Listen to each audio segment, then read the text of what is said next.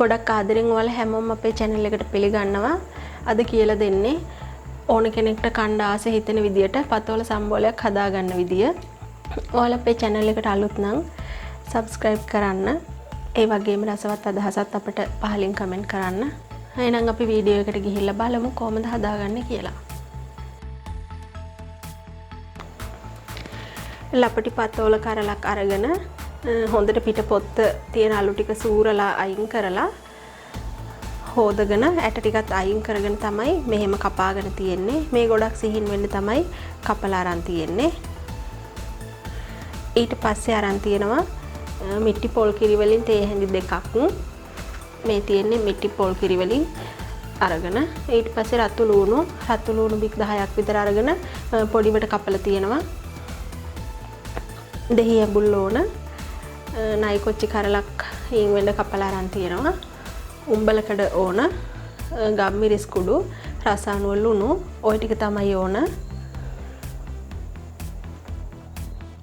ඊට පස්සේ අපි කරන්නේ මම මේක අනා ගන්න පොඩ්ඩක් ඉඩ තියෙන භාජනයකට දාගන්නවා.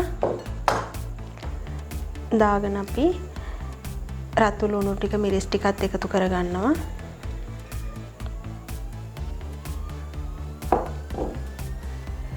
අපේ උඹලකඩ ටිකත් එකතු කරනවා.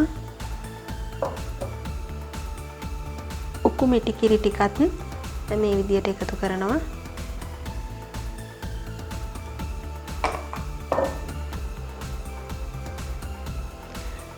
ගම්මිරිස් කුඩු වලිනුත් තේ හැඳි කාලක් විතර වගේ වෙන්න මම චුට්ටක් එකතු කරනවා.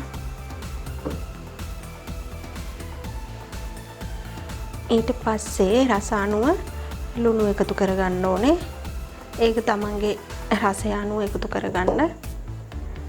ඊට පස්සේ දෙහි ඇඹුල් ටික මේ විදිහට මිරික ගන්නවා.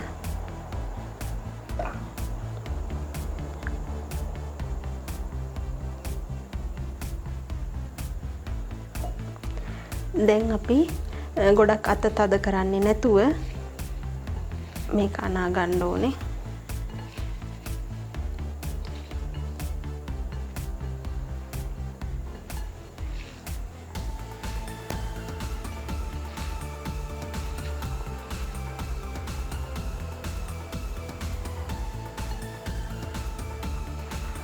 මේ විදියට ලුණු පොඩ්ඩක් බලලා ලුණු මදි නම් තව ටිකක් එකතු කරගන්න පුළුවනි. ඉතින් ඔන්න දැන් මං රසවත් පතෝල සම්බෝලයක් හදාගෙන තියෙන්නේ. පතෝල වලට ගොඩක් දෙනෙක් කැමති නැහැ. ඉතින් එක එක රසයන් වලට හදාගෙන අපිට රස බලන්න පුළුවන්. අපි මේ විදියට උකු මිටි කිරි චුට්ටක් එකතු කරාම ගොඩක් කිරි රසයි. ඒ වෙනුවට ඔයාලට පොල් එකතු කරන්නත් පුළුවනි. මං අද මේ විදියට තමයි හැදුවේ. ඉතින් ඔන්න රසවත් පතෝල සම්බෝලයක් හදාගෙන තියෙන්නේ. එහෙනම් මේ වගේම තවත් අලුත් වීඩියෝ එකකින් ආයෙ හමු වෙමු.